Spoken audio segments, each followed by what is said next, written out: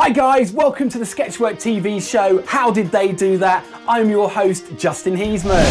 SketchWork TV. Right, this week we're going to be taking a look at the amazing floor smashing effect that we used in the Hero Trial episode 3 last year. It's where we smash the concrete and it all cracks up. And so let's take a look at that effect now, and then we'll take you through the steps to recreate it. Superhuman strength. Yeah, and it's sort of something like this, really.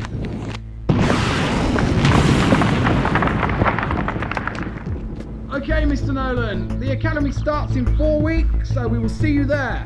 Proper job. Thank you.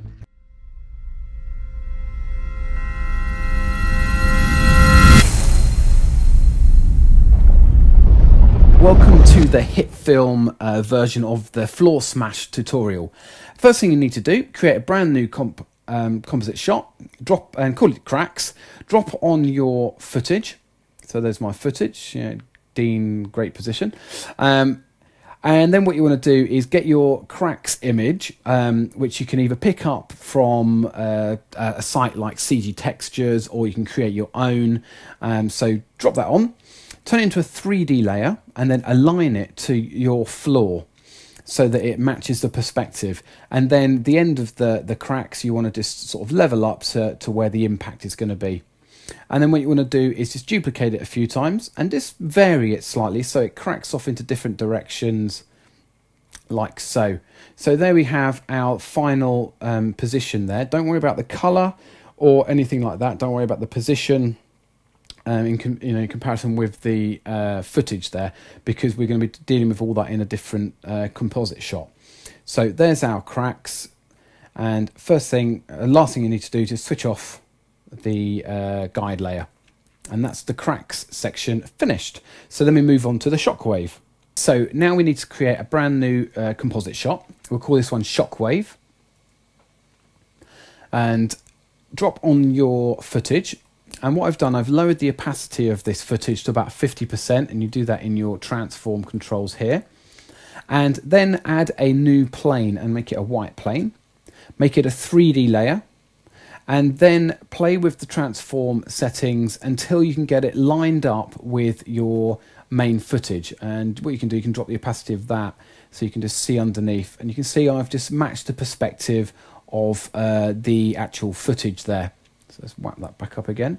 Next thing to do is add a effect called radio waves. So drop that on. And then what you want to do here is change a few of these settings. The center point, you want to change it so that the center point matches where the impact is, which is just here.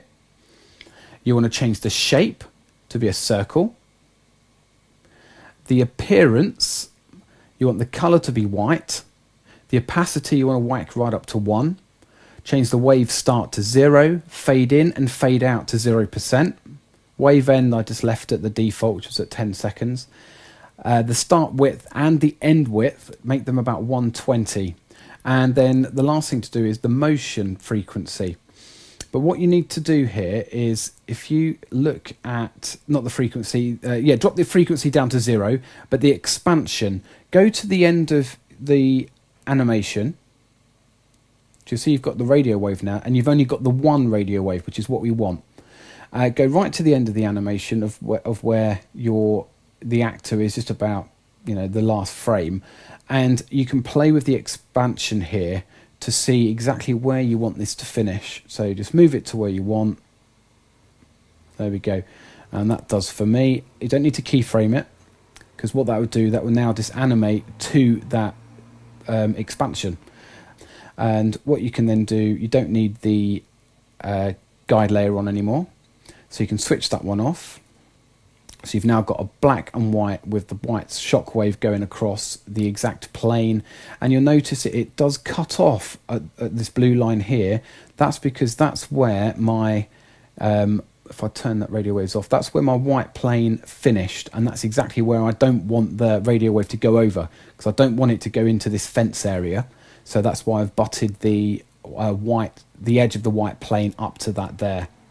So great, let's reactivate the radio waves, turn off the guide layer, so we've got our black and white image, And that is it for the shockwave. Now if we move on to the impact next, we'll see how we can put it all together. Right then, on to the last section, which is the impact. So create yourself another new comp shot and call it impact. Drop on your footage again, just like that. Next thing you want to do, you want to drop on your cracks composite shot that we created earlier. So drop that one on. Let's go down to the beginning of this. So drop that one on there. Now, the first thing you want to do here with the cracks is you want to animate them. So draw yourself a nice mask. So you see I've already created an add mask there around where you want the cracks to start, and then animate that all the way across. I put a position there because I wanted it, and then I wanted it to speed up at the end, and then woo, out it goes like that. So you can see, using the mask, you're animating the creation of these cracks going across the surface of the floor.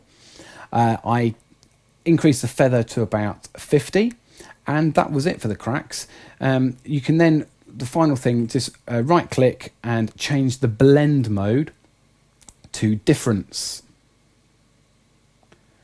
And that will then make it blend and give it this, for me, it gave it this nice brown kind of tint to it, which was great, exactly what I wanted. I didn't have to do any more color correction or anything, didn't have to add anything to that, so it was great. That's the cracks finished. So there we have it. The next thing we want to do is drop on our shockwave footage. So just drop that on there. And there's our shockwave, which is from the other one. So we've dropped on our shockwave composite shot. Create yourself a new grade layer, and you want to add the displacement effect to the grade layer. Set the source layer to your shockwave. I set the illuminance and the vertical and horizontal luminance displacement to luminance, the maximum horizontal to 5, and the maximum vertical displacement to -40, which gives it a raised effect. And I have to set the wrap pixels to reflect. And what you'll see now, if I turn, you turn off your shockwave, you don't need that anymore, it's just using it as a guide. So you turn that off now, and you've got a nice shockwave coming out, which is great, going all the way across and going exactly to where we want it to end, on where we set it on the actual shockwave. Next thing we want to do is create a shadow. Now you can do this by dropping another version of the shockwave footage on and renaming it as shadow, and drop on an invert effect. So first of all, if we look at it, I've also got the opacity up, so bump the opacity back up. So there we go, we've called it shadow, and all I've done is just dropped it back on there. You want to drop on an invert effect, which then inverts it to make it a black shockwave, and then I drop the opacity of that whole layer down to about 20%, and it's given it just a little bit of a subtle shadow there, nice soft shadow, which is quite nice, and then that goes across. Great. So that's the shadow done. Now we want to add a shockwave, a bit of particles to it. Now this is where HitFilm comes into its own, because it has a brilliant 3D particle engine built into it with some great presets that just need a little bit of tweaking, and you can get some amazing effects there. So drop on a blue, so that's under presets. You want to drop on a blue plasma shockwave. So just enable that one. Now, what you want to do first of all is your transform settings. You want them to match the perspective, because this is a 3D layer. So it automatically, as soon as you add it, you're going to get a camera, and it's automatically a 3D layer. So you need to position it and put the scale and orientation so it matches the perspective of your scene. So you can get those settings from the shockwave that we did on the previous one. So you can have a look and see what you got for that, because we've already done this once. So you can near enough copy these settings into your blue plasma shockwave. So once you've got that all lined up and working where you want, you just need to then tweak the position so that the center position is where the impact is, because you'll find it'll probably be over here somewhere, which you don't want. So just move it so it matches where your impact point is. Now, you've got a few bits and pieces to do there. It can slow your computer down if you've got a fairly slow machine, so you can use the preview if you like. Mine's okay, so that's pretty cool. Duration, you want to keep to about 10, which is fine. Type is plasma, which is great. Width 45, height about 5, and the speed to work with what I've got, I've whacked it up to about 1200, which is quite fast, which is brilliant for what I want to do, and the size of 40. The band and the trail, I've made the colour to match the floor. That way it kind of looks like debris and not some magical explosion, which is great, and that's how I want it to be. And finally, I've put the opacity of this layer down to 25%. So what you can see it now, it kind of looks a lot more better. It looks like dust and stuff flying out, which is great. With little to no effort at all, because it's already built into HitFilm. It's just a preset. You drop it on there, and it's great. To accomplish this in After Effects, you can do it, but you know it's considerably more long-winded, because you've got to start from scratch with CC Particle World or something like that. So HitFilm, great for this kind of thing. Okay, the next thing you want to do, because at the moment, if you look, everything is going over our main actor, which is no good. So drop on a copy of your main footage. And you see it's disappeared. That is because I've put a mask on there, and I've drawn a mask around the actual subject. Lovely, lovely Dean, looking good. So I've put a couple of keyframes in to animate the mask when he's moving, and that is all that's needed for that layer. And all that does, it just enables the shock wave and things to sort of go underneath him and not sort of cover him up. It doesn't matter about me, because I'm going to be dusted anyway from the shockwave itself, which is great. Now the final thing, which I personally added, you don't have to, it's entirely up to you, but I added some lightning to the scene as well. So if I switch this grade layer, so drop a grade layer on, drop on a lightning and electricity to it, you'll see I have animated keyframed the opacity, so it just comes on as he hits here and then fades away as time goes on. And I've done a couple of things to the lightning just to make it work. So what I've done, I've set the branches quantity to 0. I've set the core to white, the glow to a cyan color, and I've changed the start point and the end point. So if we go to where it's actually alive, I set the start points and the end points to sort of his entire leg. So the start point is at the top, the end point is near his foot there. And then I've duplicated this effect 3 times to sort of move it in different places.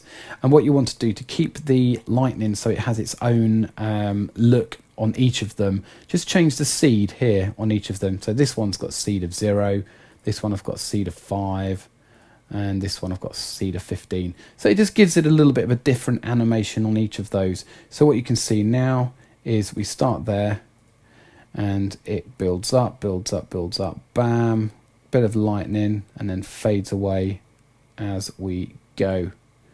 And brilliant. That's all we need to do for that. And then for the final thing, I've created another composite shot, called it main scene. I've dropped on my impact footage, and I've not done anything else with it. You can grade it in here if you like, but all I've done is added a grade layer, and in there I've created an effect, a shake effect, to give it a little bit of camera movement, and I've animated the amount on the shake. So I've started at 25, and then about a second or so in, I fade it out to 0. So you can see it goes shake, shake, shake, big plasma ball, bit of lightning, nice motion blur, and then it fades out. And that is it. Woo! So there you go, one smashed floor beyond recognition, but without anyone phoning the police to take you away. And don't forget, if you've got a question you want to ask us, a tutorial request, or even an episode you want us to put together, let us know in the comment section down there, or of course on our Facebook, Google+, or Twitter. Right, well that's it for this week's How Did They Do That show on SketchWork TV. Tune in next week to see how we created the Terminator vision effect. You know, the HUD from episode 5, Terminated. And finally, the SketchWork TV question of the week. What is your all-time favourite visual effect that you've seen in a movie? Maybe we will recreate it. Who knows? Until next time, I'm Justin Heasman, your host on SketchWork TV. How did they do that? See you again. SketchWork TV.